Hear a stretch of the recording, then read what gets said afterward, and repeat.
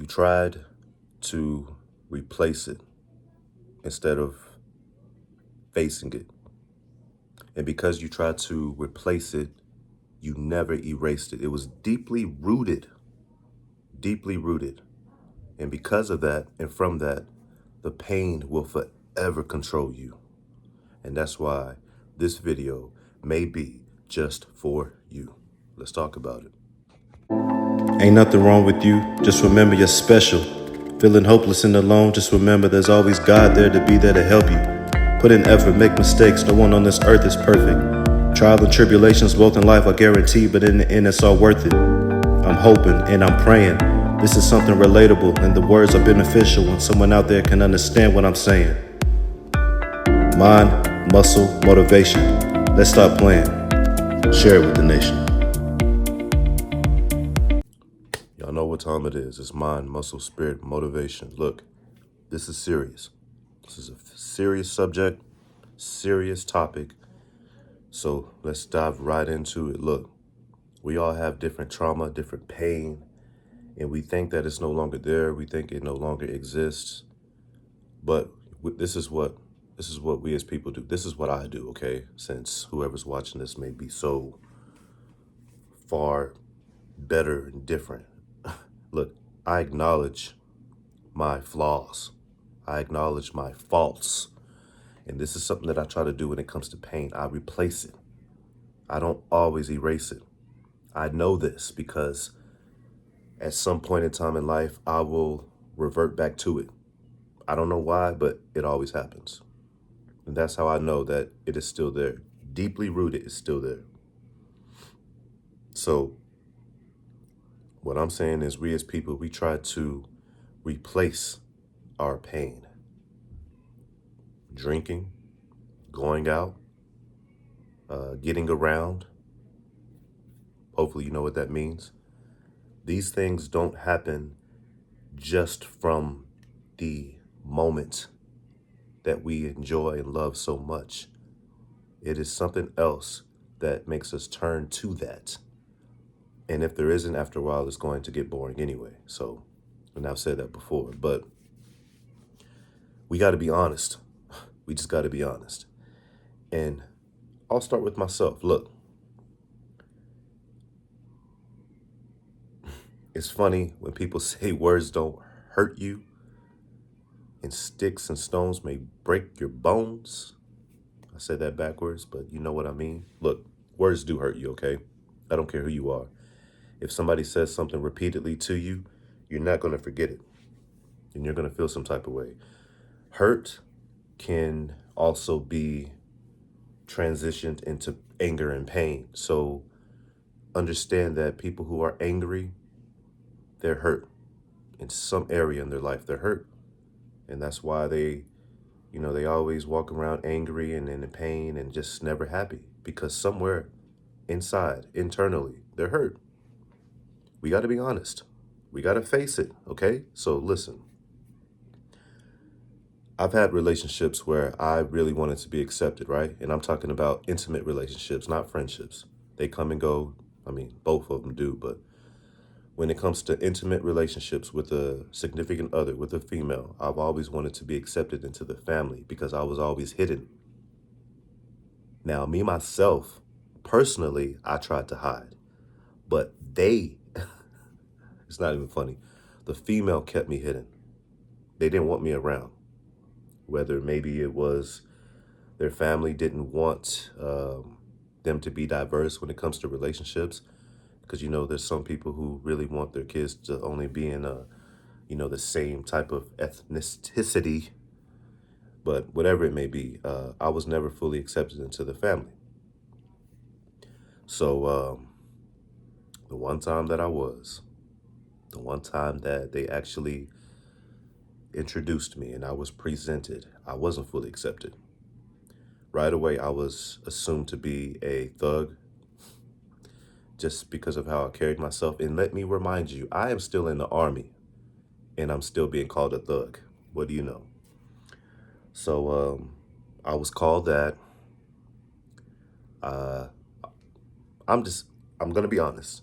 A lot of people in her family just racist. period. And I'm not bashing it. I'm not even going to say her name. But a lot of people in the family, they were just racist. They were. So when I would come around, I would be called out of my name, right? And I'm a type of person, verbally, it takes a lot. But when you put your hands on me, that's a whole different story. But verbally, I would be disrespected. And I would block out some of the stuff that was being said, right? But in the back of my mind, I'm just looking at her like, why aren't you sticking up for me, right? She would allow them to say what they said. And I know a lot of people, in most cases, they would say that it's not her job to try to control what family members say. But for me, if I'm the person that you want to be with, don't allow them to disrespect me, because I can mess up the relationship in all of its entirety by just lashing out physically. I never did that. And I never even lashed out verbally. I would just sit there and I took it. I took it. And that disrespect, I wouldn't even call it pain, but that disrespect is still, it was it was engraved in me. It was deeply rooted in me. And this is how I know, because when I thought that I was over it, I would revert back to it when it came to being aggressive, when it came to working out, when it came to being at work. I would use it. And I've said before that when you have pain and trauma, try to use it to push you. But I know that that is a way of holding on to it. And it shouldn't take past trauma and pain to push you through life. I'm not going to speak for other people, but I didn't want to continue to use that. I didn't, because that was controlling me. And whether it controlled me to be successful or not, it had a hold on me. This is how I know that it was deeply rooted. And for you, whoever may be watching this, is if you have to revert back to past trauma and pain, whether it will help you or not, it's inside of you still, and it controls you still. And we as people, we have to understand that if we use past trauma and pain, whether it's at the gym, whether it's to get through work, whether it's to motivate you, whatever it may be for, you're not getting rid of it. I understand that it helps. I understand. But me personally, I don't want to have past trauma and pain and disrespect to help me and to push me to be successful. I want to do that on my own. I don't want to have to use other people's disrespect, calling me out of my name.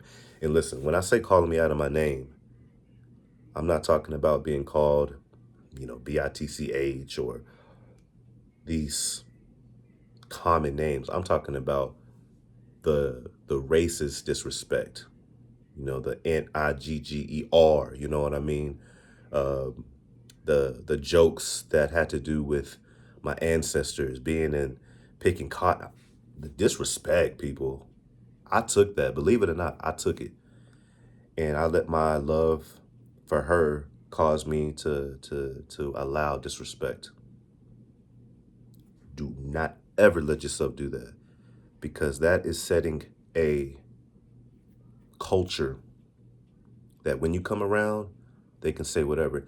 And granted, I know, I know a lot of people in the family, they were trying to get a reaction out of me. They were trying to see if they can,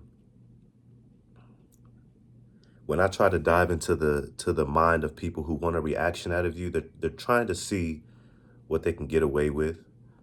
And they're trying to see if they can handle you. Just some understand when you come around, and if that happens, you have a presence about you that intimidates them. So they want to intimidate you. They want you to get out of your character because they want to try you. And I never let that, I knock on wood, but so far in the 32 years of my life, I haven't let that be, I haven't let them be victorious. And it still happens with jokes. It may not be racist jokes, but it happens. It happens at work. It happens all the time. But anyways, I confronted it. And right now, speaking about it out loud, I'm being honest with it. And now that I'm older and it happened in the past, I'm able to sit here and say the things that I said. They were trying to get a reaction. And now, after a while, I just completely estranged myself from them because I understood that my love and my desire to be with her shouldn't have me in a position where I'm uncomfortable and where I'm disrespected. Now, the family, never mind if they understand, because in their eyes, I would never be the type of guy that they would want her to be with. And I understood that and I accepted that. And that's why I estranged myself from the family completely in all of its entirety. So, but whatever pain and past trauma you have, I don't care what anybody says. If you have to use that to make you successful in anything, you are allowing it to stay in your life forever. And you are allowing it to control you forever. Some people may approve of it. I myself used to approve of it. But I'm now understanding you're allowing that pain to grow. Because think about it. Think about okay, this is probably the best example I can use. Think about a day when you go to the gym and you're completely unmotivated, you're tired. Maybe you go after work and you're just tired, you're exhausted. You just want to go home. You just want to be with the little ones. You just want to be in bed. But you're sitting in a car and you're thinking about what somebody said at work. You're thinking about what managers do to you on a daily basis at work. And think about how you've done it for maybe 2 years now. That is 2 years of verbal abuse that you are holding on to keep you in a position of success when you go to the gym. Or think about when you go to work. Think about when you go to work and maybe you're with a significant other who calls you lazy. I mean, they just disrespect you. They're disrespecting you. And again, you're allowing that verbal abuse to stay engraved into your mind and in your heart and in your soul to get you to get up and go to work. It sounds disgusting, people. And for the betterment of, like I said, I'm not going to say 32 years, like literally, but for the majority of my life, that's what I used to do. And I don't know if people remember me saying this, but I asked a cousin of mine, does that make me a masochist? And a masochist is a person who enjoys pain. But now that I'm talking about it out loud with you, whoever may be listening or watching, that's partially true because the verbal pain, I didn't enjoy it, but I would use it to help me do whatever it is that I do. And after that, I'd be fulfilled. I would pat myself on the back, but no, people, in a way that is a masochist because you're reverting back to that pain, whether it's physical, verbal, emotional, whatever it may be, you're reverting back to that. You're using it, but really it's using you. It's controlling you. That's what we have to wake up and understand, that if you go back, you're going to always go back and it's going to be a habit. So now, for example, when I go to the gym, when I work out, it's for preparation. It's for a reboot. It's just to simply train for life. I don't revert back to the verbal abuse.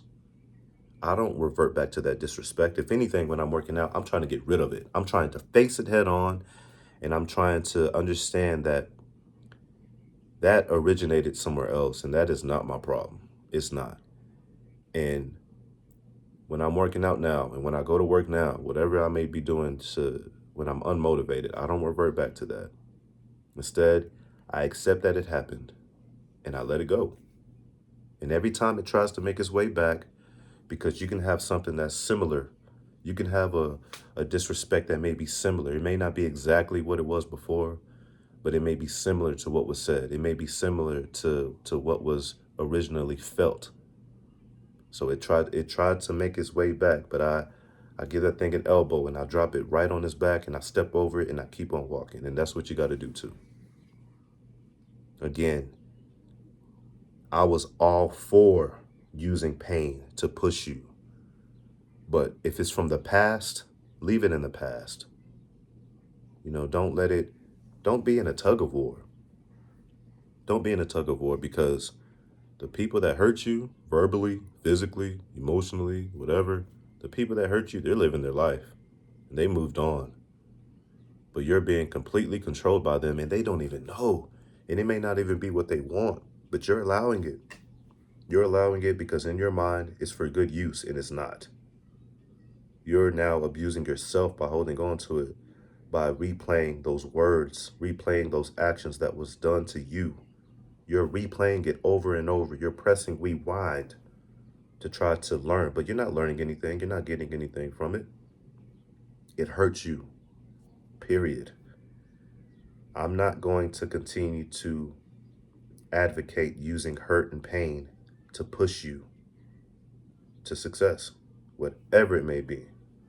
Whatever it may be. Getting up, getting out of bed, I'm not going to advocate using pain to help you get up and get out of bed because if you have to use past trauma and pain to get you to get up and out of bed for your loved ones, for those who love and care for you, that's when actual therapy is needed. That's what I call this right here because I use myself as an example first. I use myself because that controlled me for a very long time. Very long time. And then, as I grew older, each and every single day, because it's not going to happen overnight, it's going to take a while. Because again, that is long years of reverting back. And I haven't heard of anybody, maybe you're one, but I haven't heard of anybody who could completely get over something when they've done it for years out of habit, completely oblivious.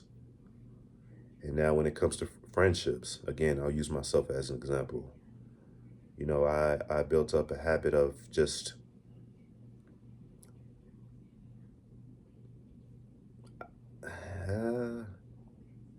I'd never faced the fact that people would come into my life just for open ears.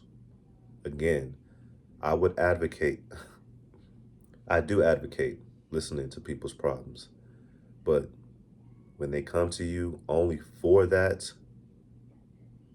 they don't see you as anything else. Now, I'm using this as an example because I would I would latch on to those same people, those same friendships. I would latch on to them because I wanted to actually be friends with their ass. I wanted to laugh. I would want to go on vacations, damn it. I wanted to be a friend because that's what I saw them as. But I was completely blind to the fact that they only saw me as a pair of ears.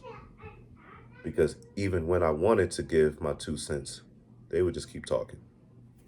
And that let me know after a while that they don't care about what I have to say. They just want to vent. Some people really just want to vent. I've said this before. Some people are, even if you do put your 2 cents in, they're hearing you, but they're not listening. They want you to say what you need to say and then go right back to what they were saying. And after a while, it happened repeatedly. And after a while, I would accept it and I would let it continue to happen. But then again, when I would try to actually be friends, no agenda, nothing hidden, just hang out, have fun, be a damn friend. Those same people, they were nowhere to be found. But let them lose a relationship. Let something happen in life that completely had them discombobulated and all out of sorts. Here they come running back to me. And I will have to close the doors on them. And that is why I can't even count 5 friends, literally. I don't say this with shame or embarrassment, but I can't. because I'm opening up my eyes. I'm not just living to live each and every single day. I'm living to be right. I'm living to have people in my life that's actually right, who want to be in my life. No hidden agenda, nothing. I'm opening up my eyes, and that's what we as people, that's what we got to do. We got to open up our eyes. We have to realize,